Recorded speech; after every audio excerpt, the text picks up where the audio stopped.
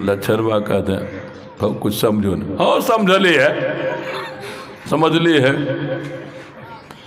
क्या कहता हूँ, पढ़ा लिखा था बाबा, ये तो ठीक है, नियम नहीं है। पहले दीक्षा लो, भक्ति करो तो भगवान काम करेंगे।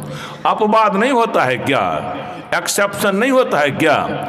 व्याकरण में बहुत नियम देखते हैं, लेकिन कुछ अपवाद भी होते हैं। दीर्घिकारांत शब्द हिंदी में स्त्रीलिंग होते हैं, लेकिन 10-20 दीर्घिकार वाले शब्द हैं ना, हम पुल्लिंग रहेंगे। लीची स्त्रीलिंग है, लेकिन दही कहेगा तुम, हम पुल्लिंग रहेंगे। यह अपवाद हर एक नियम का होता है। नियम तो है, दीक्षा लो, भक्ति करो तो भगवान कुछ करेंगे। अपवाद में ये रखिए कि पहले भगवान ये करे तब दीक्षा लेंगे।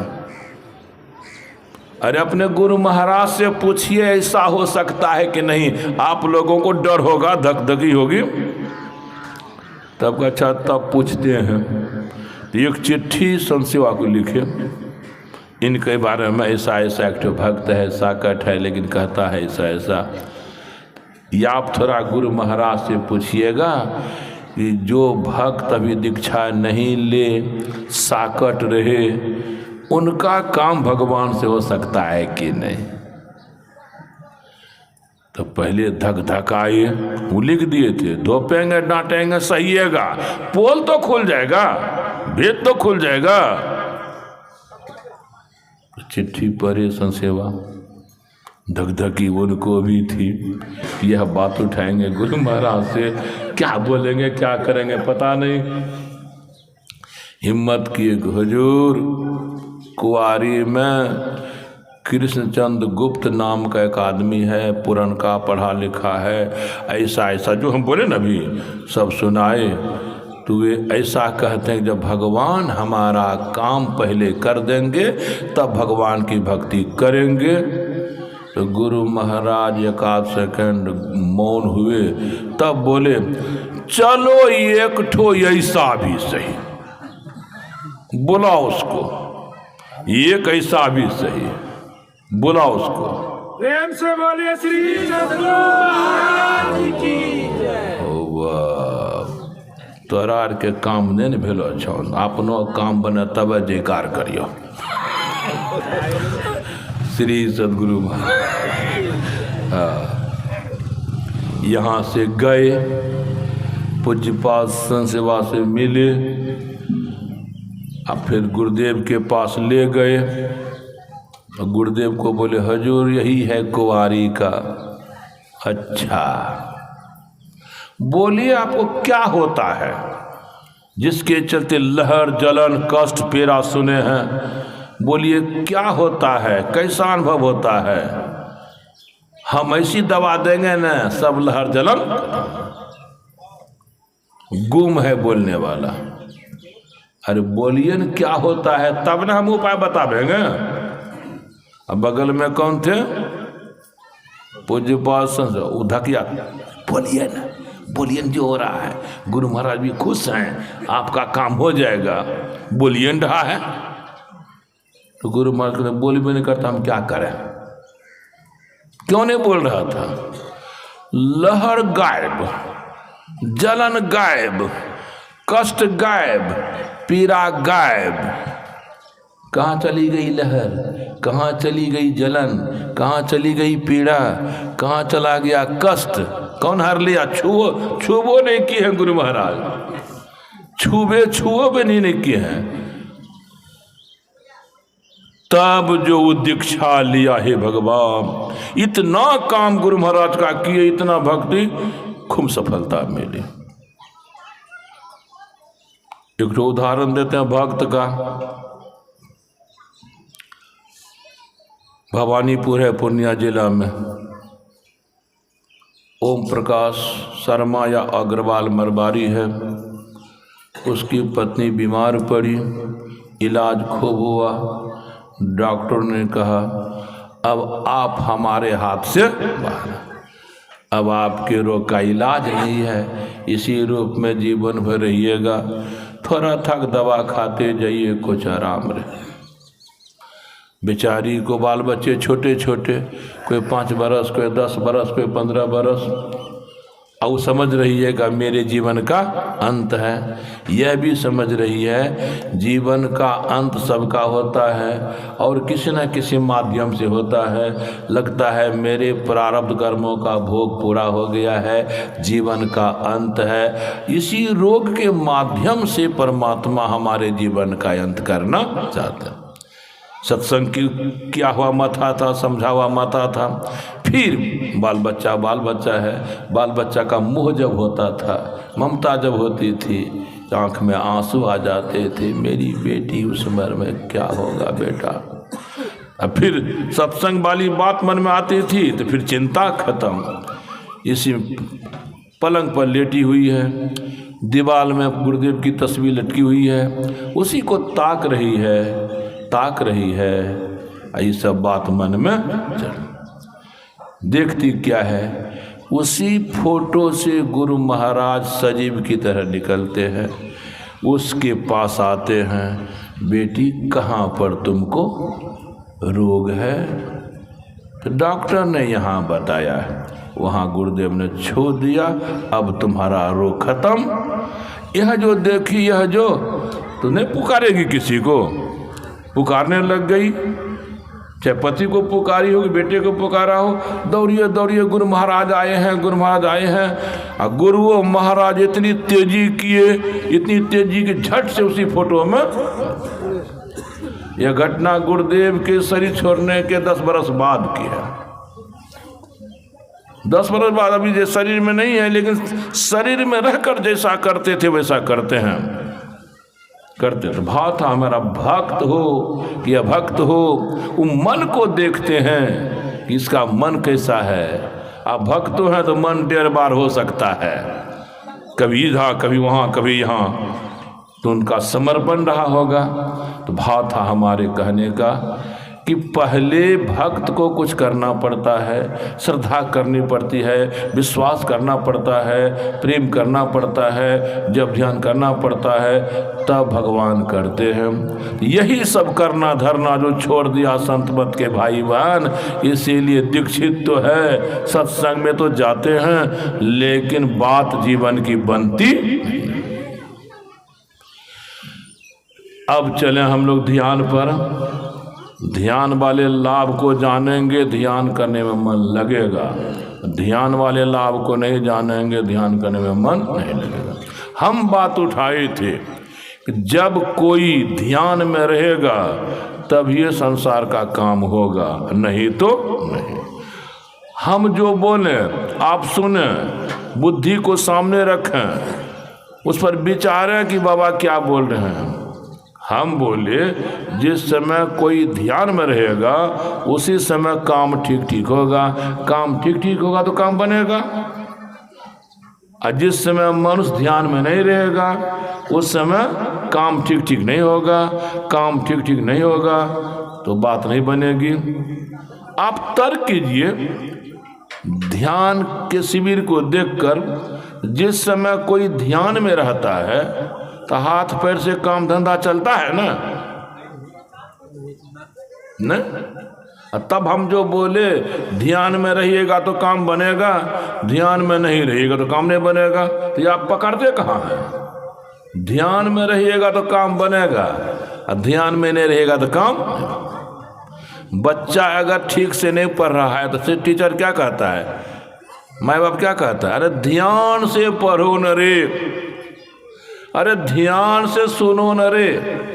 जब नहीं कोई कुछ बोल रहा है, जिसको बोल रहा है वह नहीं समझ रहा है तो क्या कहता है, ध्यान से सुनो न समझ जाओगे बात, ध्यान से पढ़ो न याद हो जाएगी बात। तो शब्द आ रहा है ध्यान, बच्चा पढ़ रहा है कहता ध्यान से पढ़ो। कोई सुन रहा है, ध्यान से सुनो, तो ध्यान से सुनो तो यहाँ ध्यान का क्या भाव है? सुन रहा है तो काम कर रहा है कान के द्वारा, पर ध्यान के द्वारा काम हो रहा है। तो हम कह रहे ध्यान से देखो, ध्यान से पढ़ो, तो पढ़ने के काम के साथ क्या जुट गया? ध्यान। सुनने के साथ क्या जुट गया? ध्यान। अब यहाँ ध्यान का क्या भाव है ये दिखाना है। ध्यान का भाव है जो काम आप अभी कर रहे हैं हाथ से पैर से, उस काम के साथ मन आपका है कि नहीं। यदि कोई काम कर रहे हैं, मन में कुछ संकल्प विकल्प हो रहा है, बुद्धि में कुछ तर्क वितर्क हो रहा है, मन कुछ सोच विचार रहा है, तो क्या हो गया कि तब तो मन जो बात सोचेगा मन वही रहेगा, मन जिसका चिंतन करेगा मन वही रहेगा, हाथ से काम करेगा, काम के साथ मन नहीं होगा। काम के समय अगर मन में कोई चिंतन मनन होगा, ख्याल विचार होगा, तो जिसका चिंतन मनन होगा, जिसका ख्याल विचार होगा वही न मन में रहेगा। और तब आपका हाथ चलेगा, पैर चलेगा, चलने का किधरों चल देगा कितना। आपका व्यवहारिक उदाहरण देता हूँ। मकई होती है इधर, मक्का, उसमें तामना तो नहीं पड़ता होगा। अच्छा, कमाते हैं किस खेती को? पटवा, गेहूं, कमो पटवे लीजिए, तो पटवा कमाते हैं। तो पटवा कमाते समय खुरपी से तो कोई पटवा का पौधा नहीं कट जाता होगा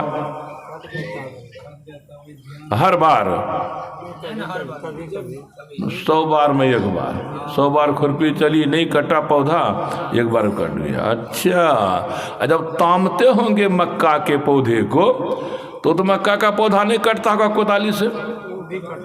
गजब करते हैं हो। अब सुनिए ना, हमसे परिभाषा रटल नहीं होगा, आप ही से परिभाषा निकाल लेंगे।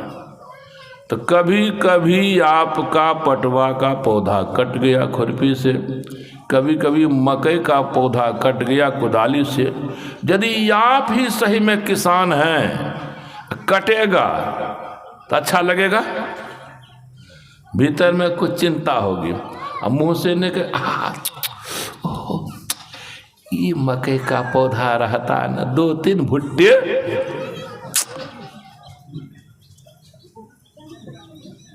यदि जन मजदूर का तामेगा कमाएगा न, वो कटेगा तो कोई ही से झांप देगा। अपने पर ममता होते। तो यहाँ देखिए कि एक बार क्यों कट गया पौधा। एक बार जो आप तामने का काम करते हैं, तामने के काम के साथ मन रहेगा ना, तो मन को झलकेगा, अब मन आपको पकड़ेगा। मन अगर नहीं रहेगा तो हाथ चलेगा किधर, पैर चले, कोदाली चल जाएगी किधरों, खुरपी चल जाएगी।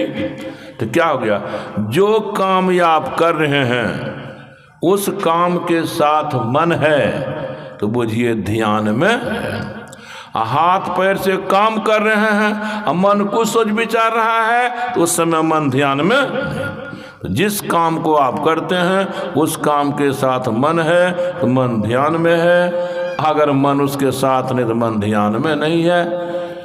रोटियों से रोटी खाते हैं,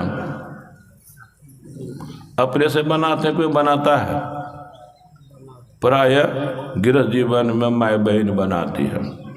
तो रोटी तो देखते होंगे कभी जलती नहीं होगी, कभी जल जाती है और कभी नहीं भी जलती है, कभी पूरा सिद्ध हो जाती है और कभी ये क्या रंग ना। जब एक आदमी बना रहा है या बना रही है तो रोटी आज जल गई, रोटी कल क्यों नहीं जली? आज सिद्ध हुई रोटी कल क्यों नहीं? कारण होगा ना, कारण है। दाल में नमक कि बिना नमकों की दाल खाते हैं? ये के रंग सब दिन नमक पड़ता होगा? अनुभव बताइए। कभी तेज ज्यादा, कभी कम फीका, कभी ना तेज ना फीका, कुछ नहीं। कभी नमक डालने वाली नमक डालना भूल जाती है, कभी उसी के हाथ से नमक पड़ गया बेसी तो तेज हो गया। तो ऐसा क्यों भाई, ऐसा क्यों? वही मात्रा कितनी है दाल की, उसमें कितनी मात्रा नमक की होगी, वो अगर देख कर देगी न तो सही, लेकिन कर दिया, इधर कहीं से बात और चल रही है, नमक के बर्तन में हाथ दिया, फेंक दे, तो पढ़ने का कितनों पड़ जाएगा, कितनों। तो कभी कम कभी बेसी ना, जब कम पड़ता होगा ना, खाने में मन नहीं लगता ना। आज जिस दिन बिल्कुल ही नहीं पड़ा, उस दिन तो कहिएगा दिन भर काम करते हम, एक ठो दालों ने से पड़ता है, नमको देने के लिए बनता है, गर्मी झाड़ते हम। कारण क्या है? नमक देने का काम जिस समय हो रहा है, उस समय मन साथ रहेगा तो सही नमक पड़ेगा, नहीं तो नहीं। तो बताइए, हम कहते हैं ना कि जिस समय आपका मन ध्यान में रहेगा, यानी जो आप करते हैं उसी के साथ रहेगा, तो ठीक ठीक होगा, तब मन पूरा होगा। आप कर धर रहे हैं, इधर मन कुछ सोच विचार रहा है, तब नहीं होगा। तब बोलिए कि अब ऐसा क्यों हो जाता है? कारण है, मन को जन्म जन्म से भागने की आदत है। आदतें के अनुसार मन चलेगा, मन जो चलेगा आदत के अनुसार। मन को जन्म जन्म से भागने की आदत है, एक को सेकंड एक जगह उठाता। यह ख्याल हुआ, अब फिर देख दूसरा ख्याल हो गया, मतलब वो पहला ख्याल जो हुआ वहाँ टिका नहीं, वहाँ से हट गया। तीसरा ख्याल, चौथा, एक सेकंड में कितने ख्याल हो जाते हैं? क्यों? जन्म जन्म से यह भागता रहा है। जो काम लगातार होता है ना, उसकी आदत हो जाती है। आदत होने पर फिर उसी के अनुसार मन चलता है, मने के अनुसार तन चलता है। तो मैं दिखा रहा था, भागने की आदत है, इसलिए कोई काम करते हैं ना तो मन भाग जाता है कहीं। तब कैसे होगा? हम सफल कैसे, हर काम हमारा ठीक हो? इसके लिए कहा है, मन को एक जगह करने की आदत डालो, मन को एक जगह रोकने की आदत डालो। यह कैसे होगा? यह कैसे होगा? ध्यान से। ध्यान कौन ध्यान? कौन ध्यान? संसार की एक चीज को ले लीजिए, आप आंख मूंद कर उसका ख्याल कीजिए। ख्याल होगा तो वह चीज आंख में मन में दिखाई पड़ेगी। तो वहीं पर मन को देखिएगा, जो चीज मन देख रहा है वो देखते देखते दूसरा कुछ देखने लग गया, मतलब भाग गया। आप पकड़े रहिए मन को, वहाँ रोक के रहिए, भागेगा समेट के वहाँ लाइए। भौतिक ध्यान भी होता है। आजकल मेडिटेशन कैंप चलाते हैं वैज्ञानिक, मनोवैज्ञानिक, वहाँ पर ही देवी देवता के रूप का ध्यान नहीं है, भगवान भगवती के रूप का ध्यान नहीं है, वो भौतिक पदार्थ का ही ध्यान है। तो मैं कह रहा था, इसको भागने का आदत है। हम लोगों के ऋषि जो है क्या कहे, सूरज उगने के पहले 3-4 बजे भोर में जग जाओ, पखाना पेशाब कर लो, स्नान कर लो, और तब 1 घंटा मन को रोकने का काम करो। 1 घंटा मन को रोकने का काम करो। दूसरा दिन करो, तीसरा, सब दिन करो। 1 घंटा शाम में, जब दिन का काम खत्म हो जाए ना, 1 घंटा शाम में हाथ पांव धो लो, 1 घंटा ध्यान करो, मन को रोकने का काम करो। यही सा जब करोगे ना, तो जब तुम रोकने का काम करा रहा है तो वह रुकने लग जाएगा, रुकने लग जाएगा। रुकने जब लग जाएगा ना, तब तुम्हारा काम बन गया। तब जो भी काम करोगे उसी काम के साथ मन रुका हुआ रहेगा। ध्यान से भागने वाली आदत को काटा जाता है, रुकने वाली आदत को लगाया जाता है। भौतिक पदार्थ के ध्यान से उतनी सफलता नहीं मिलती है जितनी सफलता आध्यात्मिक ध्यान से, भगवान भगवती के ध्यान से, देवी देवता के ध्यान सफलता मिलती है। अभी तक हम यही हैं, तो मैं दिखला रहा था, ध्यान को समझिए। अब देखिए, संसार का कोई भी काम बनेगा किससे? ध्यान से, मन के रुकने से। इसीलिए संसार के भाई बहनों को ध्यान नहीं सीखना चाहिए, ध्यान नहीं करना चाहिए। ठीक है बोलते हैं? तो कहाँ कोई करता है? इसीलिए ना परेशानी में जीवन है। परेशान क्यों है? यो काम अधूरा, वो काम अधूरा, यो काम बिगड़ा, वो काम बिगड़ा, क्यों परेशान है? मन की इतनी शक्ति है ना, अगर रोक लेंगे सब काम बन जाएंगे।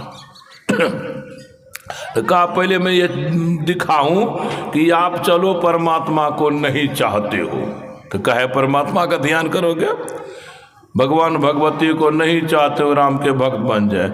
अरे जीवन का काम तो बनाना चाहोगे ना, जीवन का काम तो बनाना चाहोगे ना, जीवन का भी काम बनेगा ध्यान से। चाहे आप नास्तिक हैं चाहे आस्तिक हैं, आपको करना ही पड़ेगा ध्यान।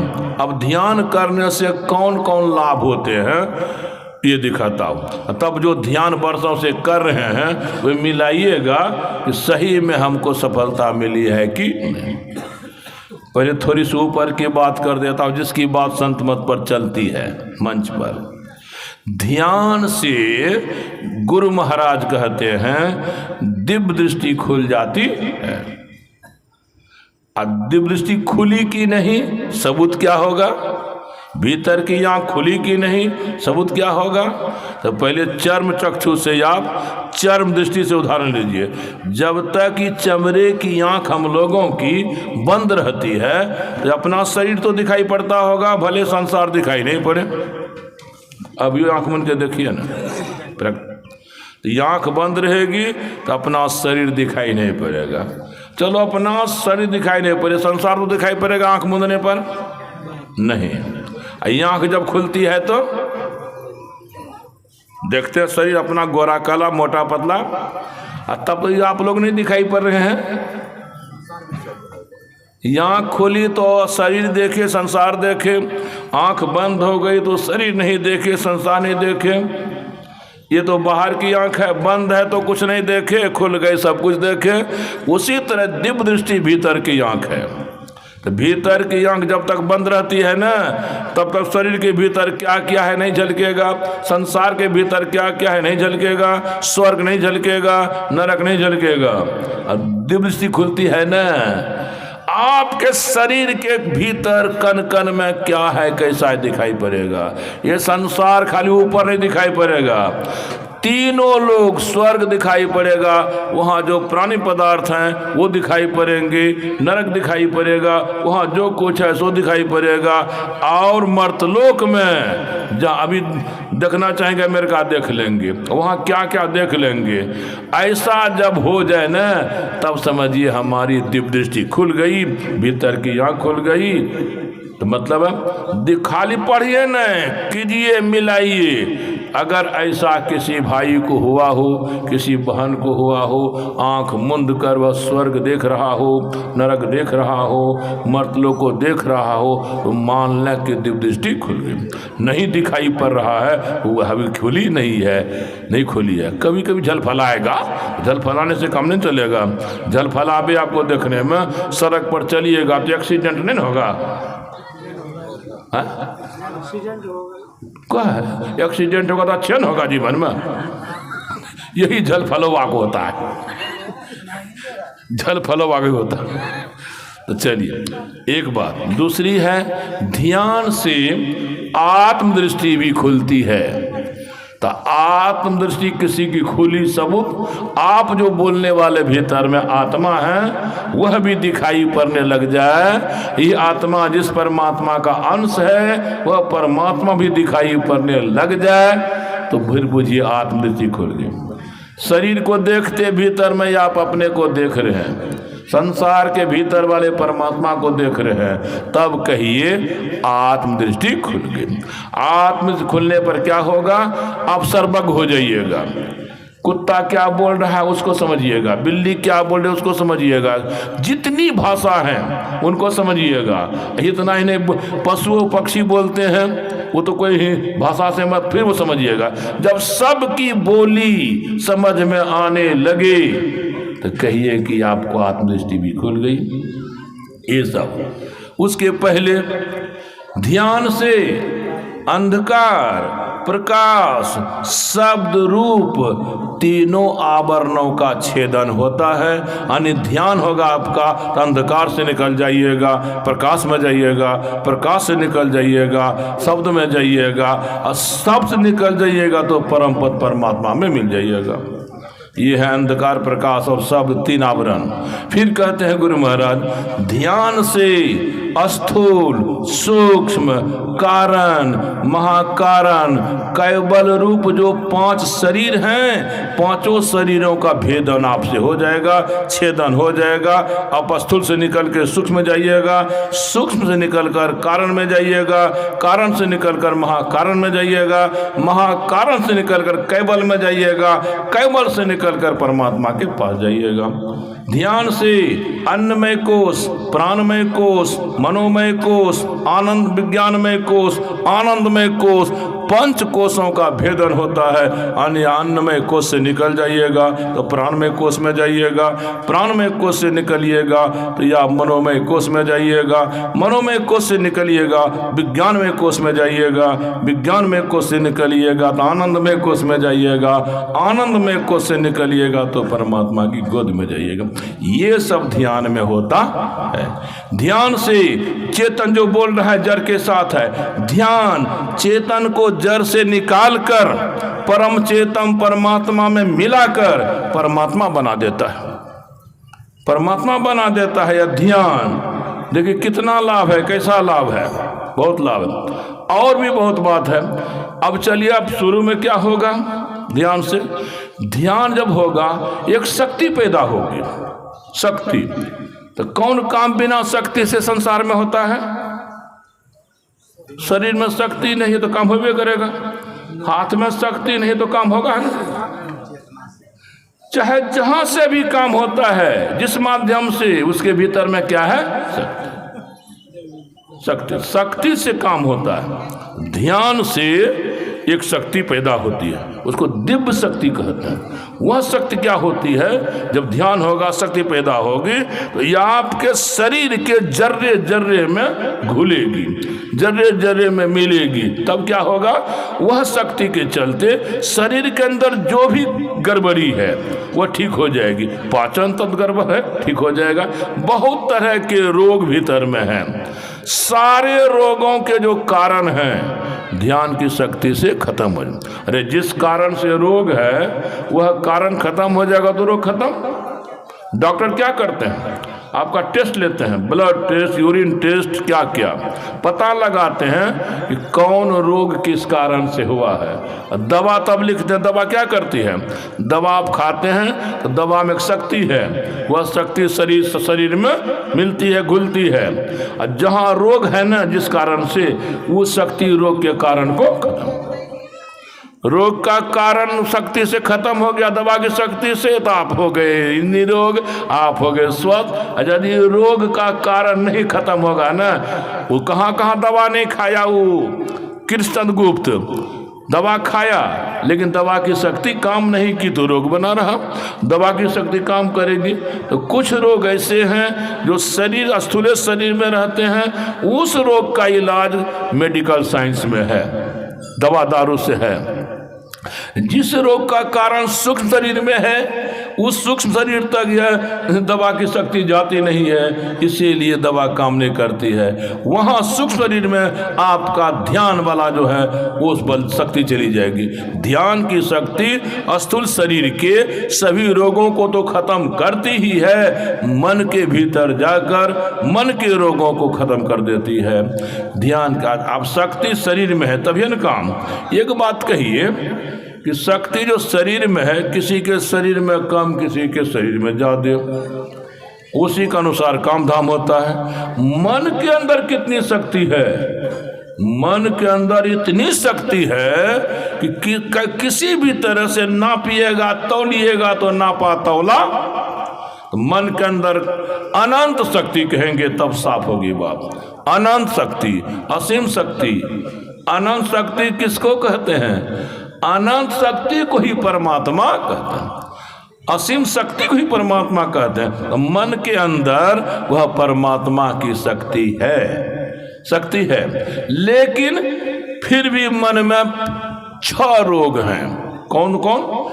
काम, क्रोध, लोभ, मोह, अहंकार। एक आप लोग कहिए।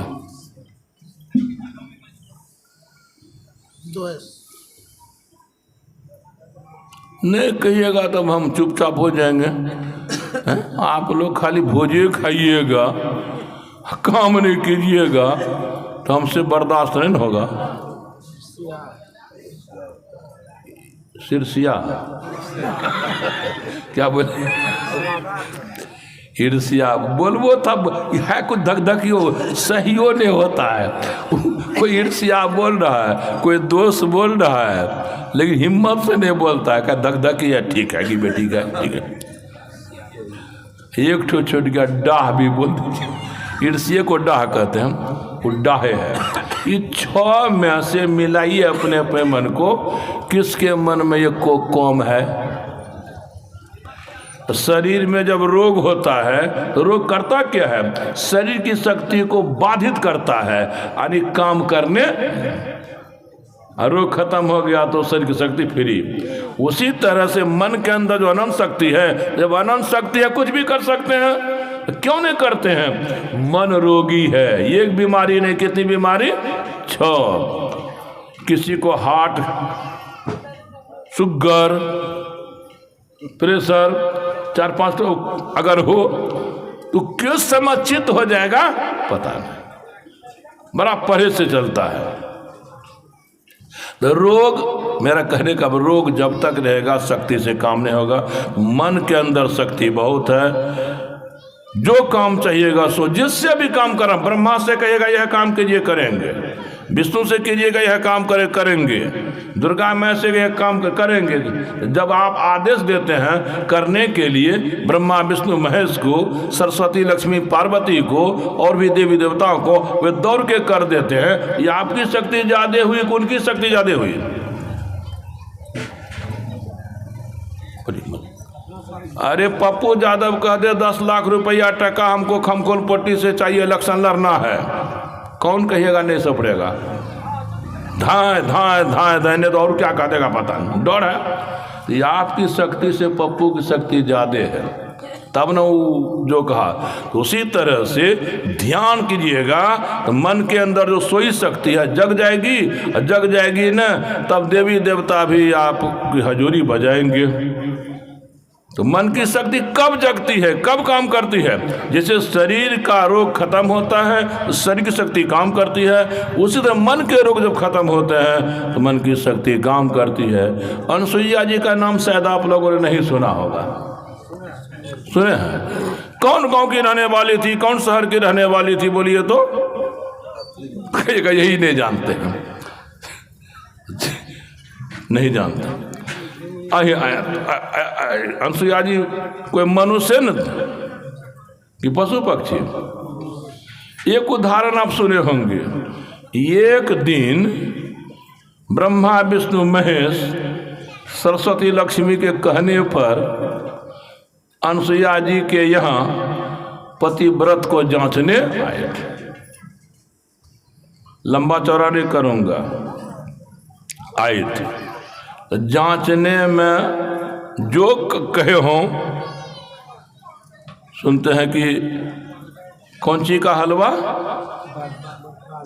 बालू का हलवा। घी कौन ची का? चीनी कौन? हलवा बनेगा तो घी चीनी बालू ने। यहाँ बोलिए ना, आज बनाइएगा सूजी। और 3 में एक कम रेत हलवा। वहाँ भी चलो बालू ठो निकला है और सब ने। हलवा बनना चाहिए, लेकिन नग्न होकर अगर खिलाओगी परस कर तब तो खाऊंगा, नहीं तो अब बताइए। बच्चा के सामने न माए बाप नंगी रहे उघारी रहे, कोनो बात नहीं। अब बेटे जब हो जाता सयाना तो कभी हिम्मत, कभी अच्छा लगेगा माँ को उघारे चले। अब बात ब्रह्मा विष्णु के सामने मैया अनसुईया उघार कैसे काम करेगी, कैसे खिलाएगी, कैसे पिलाएगी? तो सोचिए, अच्छा ये अगर मेहमान रूठ के चला जाएगा, नाराज होकर चला जाएगा तो बहुत गिरावट होगी। तो मेहनत काम करना है, पतिव्रत से शक्ति उत्पन्न होती है, पतिव्रत से। तब पतिव्रत से शक्ति जो थी ना, तो क्या कर दिए, ब्रह्मा विष्णु महेश को क्या क्या महीना का बच्चा बना दिया, 6 महीना का। तो 6 महीना का बच्चा तो गाँव घर में है, मैं उघारी रहे झाँपल रहे, कोनो असर, अब बचबो को कोनो भाव नहीं बनेगा। हम आपको ना भाव बनता है। अब 6 महीना का बच्चा बना दिया। ब्रह्मा की कितनी शक्ति है, सृष्टि का काम कर रहे हैं। विष्णु की कितनी शक्ति है, पालन का काम कर रहे हैं। शिव की कितनी शक्ति है, संहार का काम कर रहे हैं। कितनी शक्ति है, इतनी बड़ी बड़ी शक्ति को मैया अनसुईया ने 6 महीना में समेट दिया। कम होगी शक्ति अनसुईया की ज्यादा, बहुत ज्यादा। कहाँ से शक्ति आई इनको ज्यादा? पतिव्रत। पतिव्रत में होता क्या है, पतिव्रत का नियम है, सबसे पहले पति को परमात्मा का भाव मानना पड़ता है। परमात्मा का भाव, चाहे वह परमात्मा है कि नहीं है, मनुष्य है, लेकिन भाव क्या बनाएगा, उसके मन में रहता है कि जो काम मुझे इस पति से होगा वह ब्रह्मा विष्णु महेश से कभी हो नहीं सकता। तो जब हो ही नहीं सका तो पूजेगा क्या होता है? पहला भाव ठीक करना पड़ता है, पत्नी को पति में परमात्मा का भाव। और आजकल मैं देखता हूं पति का नाम भी पत्नी लेती है, प्रायः लेती है। अब पति भी पत्नी का नाम, अगर पढ़ा लिखा बढ़िया है ना दोनों ठो, और दोनों अगर पढ़े लिखे हैं तो देखिएगा, हाँ सुनीता जी कहाँ हैं, किसको बोल रहा है, पत्नी को। सुनीता भी बोलते हाँ मुन्ना जी कहाँ हैं, तो बताइए, पत्नी बोलती है मुन्ना जी, और पति बोलता है सुनीता जी। लेकिन जो 50 वर्ष पहले जिए हैं कभी नहीं सुने होंगे पति पत्नी का नाम लेकर, या पत्नी नहीं। आजकल पुराने जमाने की बूढ़ी भी है ना, जब मेरे सामने आती है तो ये माथा का पर्दा थोड़ा नीचा कर लेती और मुंह से अपने पति का नाम, कभी कभी देखा हूँ गाँव गाँव में, कोई आया फलना कहाँ है, वो बुढ़िया है, उसके पति को खोज रहा है, पति का नाम, तो पतवा को कहती है तुम्हारे दादे को खोज रहे हैं, दादे को। बोलो न रे, बोलो न,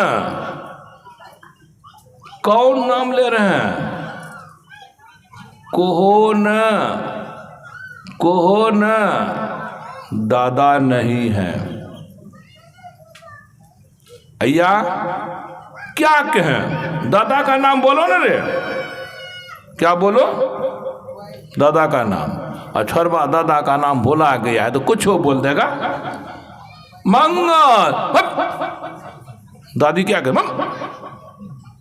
दादी बोल नहीं, दादी जानती है कि मेरे पति का नाम क्या है, लेकिन मुंह से बोलती नहीं है। फिर कहता है सुंदर, नहीं रे, हाँ गोनू, हाँ हाँ गोनू। देखिए मन में है गोनू, मुंह से निकलता नहीं। पतिव्रता का मन हमेशा पति के नाम में रमा रहता, पति के रूप में रमा रहता है। पति के रूप को छोड़कर पतिव्रता के मन में और पुरुष का रूप कभी नहीं घुसता है। पति के नाम को छोड़कर और पति का नाम मन में नहीं घुसता है। तो मन फैला कि सिमटा, बिखरा कि एकाग्र हुआ, इसी को ध्यान कहते हैं ना। यानी पतिव्रता का मन हमेशा ध्यान में रहता है, इसीलिए पतिव्रता के मन की शक्ति जगी रहती है, जो करना चाहती है कर देती है। इसी तरह भक्त का मन जब भगवान के नाम में हमेशा डूबा रहता है, भगवान के रूप में हमेशा डूबा रहता है, तो वह भक्त भी जो चाहता है तो कर लेता है, उसकी शक्ति जगी। गुरु महाराज देखे ना, छुए नहीं लहर खत्म जलन खत्म, शक्ति थी तब ना। तब ना। तो कहने का भाव मेरा यह है, ध्यान से शक्ति उत्पन्न होती है। वह शक्ति शरीर की सभी रोगों को खत्म कर देती है। वह शक्ति मन के छबो रोगों को खत्म कर देती है और पूरी तरह से तन स्वस्थ रहता है, मन स्वस्थ रहता है, अपना भी काम होता है, औरों का भी काम होता है। और भी कल कहे थे, कर्म का दंड, पाप का दंड, संकट विपत्ति, रोग ब्याह, दुर्घटना के रूप में परेशानी को माता रहेगा। यदि ध्यान बनेगा आपसे तो ध्यान की शक्ति पैदा होगी। ध्यान की शक्ति क्या करेगी? जिस मन में कुसंस्कार, कुस्वभाव, कुभाव, कुविचार भरे हैं न, ध्यान की शक्ति कुस्वभाव को निकाल फेंकेगी, कुसंस्कार को निकाल फेंकेगी, कुभाव जो मन में है उसको निकाल देगी, कुविचार जो मन में है उसको निकाल देगी। भर देगी क्या? सुसंस्कार को भर देगी, सुस्वभाव को भर देगी, और कुविचार के बदले सुविचार को भर देगी, कुभाव के बदले स्वभाव को भर देगी। ये सब काम ध्यान से होगा। कर्म कल सुने थे, क्रियमान कर्म, संचित कर्म, प्रारब्ध कर्म, नहीं सुने थे? ये तीनों पापों को ध्यान की शक्ति जड़ मूल से खत्म कर देती है। उसी के चलते ना जीवन में कष्ट और कठिनाइयाँ होती हैं, संकट और विपत्तियाँ आती हैं, विघ्न और बाधा। क्यों? वो पाप के जो फल है ना, विघ्न बाधा, संकट विपत्ति, काल कलेश। अब बताइए, विघ्न बाधा जीवन में होते रहे तो कब दिन बढ़िया होगा? संकट विपत्ति आती रहे तो कब दिन बढ़िया होगा? कष्ट कठिनाई होती कब दिन बढ़िया होगा? जब ये कष्ट कठिनाई के कारण, विघ्न बाधाओं के कारण, संकट विपत्ति के कारण कुविचार खत्म हो जाएगा, पाप खत्म हो जाएगा। तो मेरा मतलब है, यदि कष्ट कठिनाइयों से बचना चाहते हैं, संकट विपत्तियों से बचना चाहते हैं, विघ्न बाधाओं से बचना चाहते हैं, तो आपको ध्यान करना ही पड़ेगा। अरे आस्तिक हो या नास्तिक, जो परमात्मा को मानता हो वो, जो परमात्मा को नहीं मानता वो, कष्ट है पसंद, कठिनाई है पसंद, अमंगल है पसंद, अनिष्ट है पसंद, अशुभ है नहीं है। तो भाई, तो मतलब है कि यहाँ पर देखिए, ध्यान ऐसी चीज है कि मनुष्य मात्र को करने की जरूरत है। आस्तिक नास्तिक बेईमानों करेगा, इंसानों करेगा, चोरों करेगा, डकैतों करेगा, तब ना वो पाप सब खत्म होंगे। अंगुलीमाल कितना बड़ा पापी था, किससे सब पाप खत्म हो गया? रत्नाकर कितना बड़ा पापी था, क्या कर खत्म हो गया? एक ही जवाब है, ध्यान ध्यान ध्यान। तो मैं कह रहा था, ध्यान से शारीरिक लाभ, मानसिक लाभ, बौद्धिक लाभ, आत्मिक लाभ, सब लाभ होते हैं। अब जो संत मत से दीक्षित हैं वे मिलावे वर्षों से जो समझे किए हैं, मैं तो देखता हूँ कि शरीर वाला भी लाभ दिखाई नहीं पड़ता। विघ्न बाधा भी जनकता हूँ, संकट भी जनकता हूँ। इसका मतलब है ध्यान करने बैठते हैं लेकिन ध्यान होता नहीं है। ध्यान होगा तो काम बनेगा ही। तो ऐसे सत्संग में जहाँ परमात्मा के बारे में, ध्यान भजन के बारे में चर्चा होती है, वहाँ कौन कौन आते हैं? विश्व उपकार हित व्यग्रचित सर्वदा, त्यक्त मद मन्यो कृत पुण्य राशि, जत्र तिष्ठन्ति तत्रे बज सर्वहरि, सहित गच्छन्ति क्षेरावधिवासी। यानी ब्रह्मा, विष्णु, शिव, सरस्वती, लक्ष्मी, पार्वती, ये सब के सब आते हैं और इस सूक्ष्म रूप में बैठते हैं, रूप बदल के बैठते हैं, इसीलिए हम लोगों को दिखाई नहीं पड़ते। जहाँ ब्रह्मा विष्णु महेश आते हैं, जहाँ सरस्वती लक्ष्मी पार्वती आती हैं और भी देवी देवता आते हैं, वहाँ गांव समाज के लोगों को आना चाहिए कि नहीं? आना चाहिए, आना चाहिए। लेकिन साधुए महात्मा जो बन गए हैं, गांव में सत्संग हो रहा हो, वहाँ नहीं जाए तो क्या मतलब हुआ? वहाँ नहीं अब तो क्या मतलब हुआ? कहेंगे कहा नहीं गया, स्पेशल रूप से कहा नहीं गया, इसीलिए मैं अब ऑपरेशन में जा रहा हूँ। पहले फिजिशियन था मैं, पहले दवा दारू बोल रहा था, ऑपरेशन करेंगे इस गांव के कुछ लोगों का, क्योंकि जो रोग दवा दारू से खत्म नहीं होता है, किससे खत्म होता है? तो अब ऑपरेशन चलेगा। यहाँ का कोई साधु है, साधु गांव में है, सत्संग प्रवचन कल से हो रहा है, यहाँ नहीं आ रहा है, तो कहीं क्यों नहीं आ रहा है? तो उनको कहा नहीं गया। कहने वाले कहते हैं हम चाहते थे उस गांव के सभी सत्संगी भाई बहन आवे, ऐसा निमंत्रण दिया गया है, आवे। उनको अलग से नहीं कहा गया, उनको अलग से नहीं कहा गया, ठीक है नहीं कहा गया। विरोध तो आपका नहीं कर रहा है, विरोध अगर करे ना आपका, निश्चित ही नहीं जाइए। अरे सती जी का विरोध उसके बाप ने किया था, गई तो लाभ हुआ, हानि हुआ, हानि हुई थी सती को। तो उसी तरह से गांव में घर में लोग हैं जिनको निमंत्रण नहीं दिया जाता, वो नहीं आते हैं, अच्छी बात है। साध्वी महात्मा है, निमंत्रण नहीं दिया, अच्छी बात है, यहाँ तक अच्छी बात है। लेकिन ब्रह्मा विष्णु महेश को कौन न्योता दिए हैं, कौन न्योता देते हैं, कौन निमंत्रण देते हैं? तब भी वो आते हैं। तो ये आपको क्या मिल गया अब तक जो आने से रुकते हैं? ब्रह्मा विष्णु महेश जब आते हैं बिना निमंत्रण के, बिना न्योता के, सरस्वती लक्ष्मी पार्वती आती हैं बिना न्योता के, बिना निमंत्रण के, तो हम लोगों को नहीं आना चाहिए। दूसरी बात, चलो भाई निमंत्रण अलग से नहीं दिया तो मंच पर नहीं आते हो, मंच के बाद भी तो अगर तुमसे कोई सीनियर साधु है, वरिष्ठ साधु है, भेंट मुलाकात के लिए नहीं जाना चाहिए? वो नहीं देख रहा हूं, क्या पाया है 2 दिन में पता नहीं चलता है, क्या मन बना लिया पता नहीं चलता है। कोई अहंकारेन हो रहा है, तो गुरुदेव की पदावली में नहीं है अहंकार से सब कुछ बिन से। लोग संन्यास ले, संन्यास का माने बुझोगे तब ना। संन्यास 4 आश्रम का एक आश्रम है, ब्रह्मचर्य आश्रम, गृहस्थ आश्रम, वानप्रस्थ आश्रम और संन्यास आश्रम। वर्ण भी 4 है, शूद्र, वैश्य, क्षत्रिय और ब्राह्मण। अरे आश्रम व्यवस्था द्वापर के अंत्य से खत्म हो गई।